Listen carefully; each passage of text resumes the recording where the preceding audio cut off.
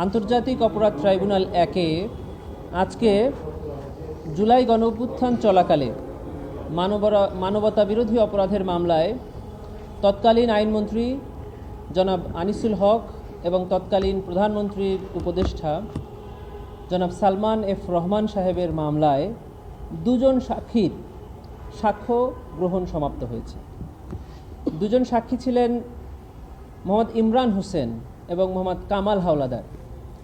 মোহাম্মদ ইমরান হোসেন তিনি 19 জুলাই গণঅভ্যুত্থান চলাকালে মিরপুর 10 নম্বরে আওয়ামী লীগের এবং পুলিশের গুলিতে তার ডান পা হারিয়েছেন।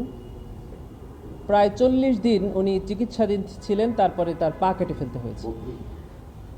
প্রথম থেকেই তার পা কেটে ফেলার জন্য 5ই আগস্টের আগে ডাক্তাররা তাকে চাপ দিয়েছিল, কিন্তু সে অনেক অনুরোধ করে তার পাটা বাঁচানোর চেষ্টা করেছে, কিন্তু অবশেষে প্রায় 40 দিন পর তার পা কেটে ফেলতে বাধ্য হয়েছেন।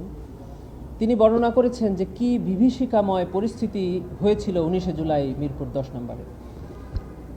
তিনি একটি ছোট্ট চাকরি করেন মিরপুর 11 নম্বরে। সেই চাকরির সুবাদে তিনি গিয়েছিলেন ওই দিন, এবং ফেরার পথে তিনি আন্দোলনকারীদের আশ্রয় নিয়েছিলেন। ছাত্ররা মিছিল করে এই জায়গা থেকে আসছিল, উনি ওই ছাত্রদের ভেতরে ঢুকে পড়েছিলেন যেন পুলিশের গুলি না লাগে। কিন্তু যখনই উনি মিরপুর 10 নম্বরে এসে পৌঁছলেন, ঠিক তখন স্থানীয় আওয়ামী লীগের এবং পুলিশের ছোড়া একটি গুলি ওনার পায়ে লাগে এবং পরবর্তীতে ওনার পা কেটে ফেলতে হয়েছে। উনি আজকে ট্রাইব্যুনালে এসে সাক্ষ্য দিয়েছেন।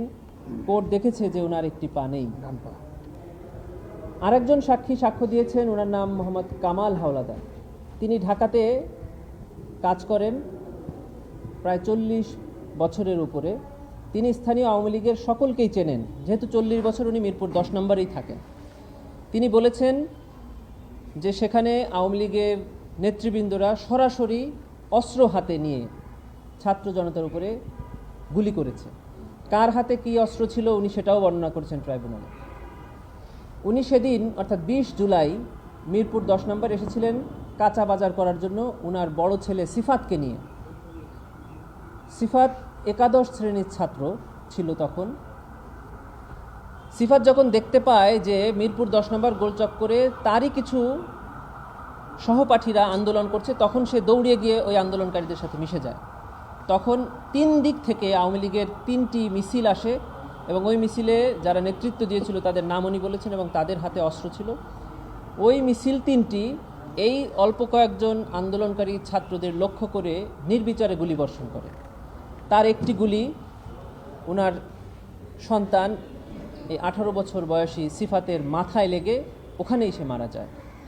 উনি দৌড়িয়ে গিয়ে তার ছেলেকে কোলে তুলে নেন এবং মাথায় হাত বুলাতে থাকেন যে গুলিটা কোথায় লাগলো। ঠিক এই মুহূর্তে উনার হাতের 2টা আঙ্গুল উনার ছেলে সিফাতের মাথায় ঠিক যেখানে গুলি লেগেছে সেখানে ঢুকে যায়, অর্থাৎ ওনার 2টা আঙ্গুলই মাথার মধ্যে ঢুকে যায়। তাহলে গুলির ছিদ্রতা কত বড় ছিল আমরা সেটা বুঝতে পেরেছি ওনার জবানবন্দি।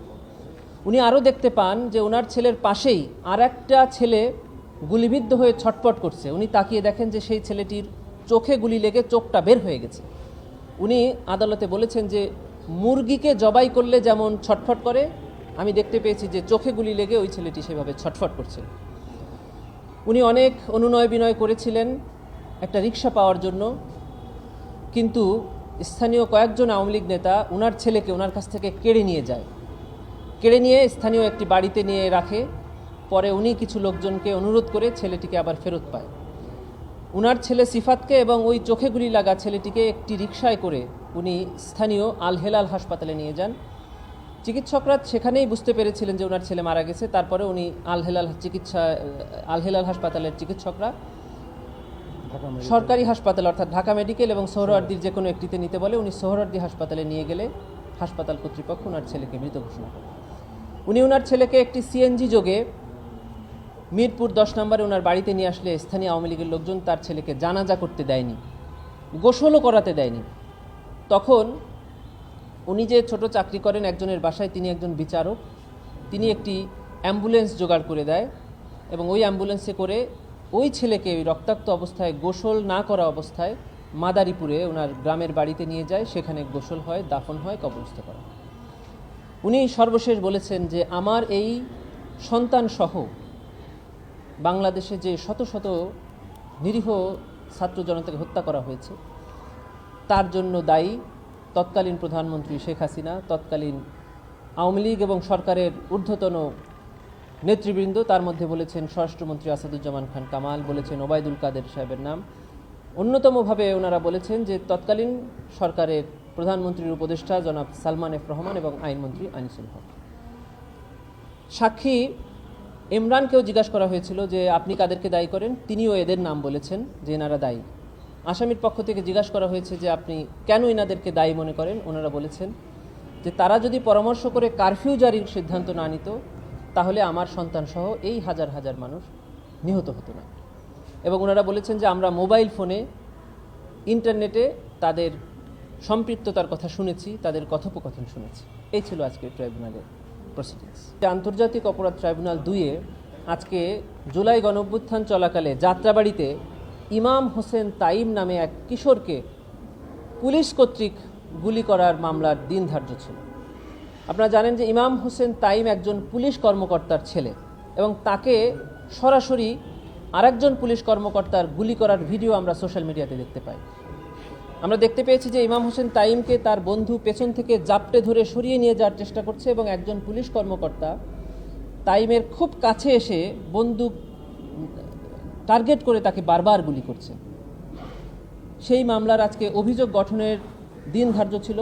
মাননীয় ট্রাইব্যুনাল 11 জন আসামির বিরুদ্ধে অভিযোগ গঠন করেছেন এবং পরবর্তী তারিখ দিয়েছেন সাক্ষ্য নির্ধারণের জন্য। এই মামলায় 2 জন আসামি গ্রেফতার হয়ে আদালতে আছেন। 2 জন আসামি আদালতে তাদের নির্দোষ দাবি করেছেন। অতএব এই মামলার পরবর্তীতে সাক্ষ্য গ্রহণ হবে। আইনের বিধিমালার 26 ধারায় বলা আছে যে ট্রাইব্যুনালের 3 জন বিচারক বা যে কয়জন বিচারকই থাকেন না কেন 1 জন, 2 জন বা 3 জন বসতে পারবেন। একমাত্র রায় ঘোষণার তারিখ এবং অপরাধ বা অভিযোগ আমলে গ্রহণের তারিখেই 3 জনকে বসতে হবে। অন্য যে কোনো প্রসিডিংসে 1 জন, 2 জন বা 3 জন বসতে পারেন। এর পরের ধারায় বলা আছে যে 1 জন, 2 জন বা 3 জন বসুক, ধরে নেওয়া হবে যে পুরো ট্রাইব্যুনালই বসেছেন। অতএব আইনের কোনো ব্যত্যয় হয় নাই, উনি ওনার ব্যক্তিগত কারণেই বসেননি। জাহাজবাড়ি কল্যাণপুরে 2016 সালে মিরপুরের কল্যাণপুরে কিছু ইসলামী মনোভাবাপন্ন ব্যক্তিদেরকে একটি ভবনে, যার নাম ছিল জাহাজ বিল্ডিং, এই ভবনে আটক রেখে গুলি করে হত্যার অভিযোগে একটি মামলা ট্রাইব্যুনালে আছে। সেখানে আজকে NER অর্থাৎ non execution of warrant of অ্যারেস্টের রিপোর্ট দাখিলের দিন ধার্য ছিল। প্রত্যেকটি আসামির বিরুদ্ধেই এই রিপোর্ট তদন্তকারী কর্মকর্তার পক্ষ থেকে দাখিল করা হয়েছে।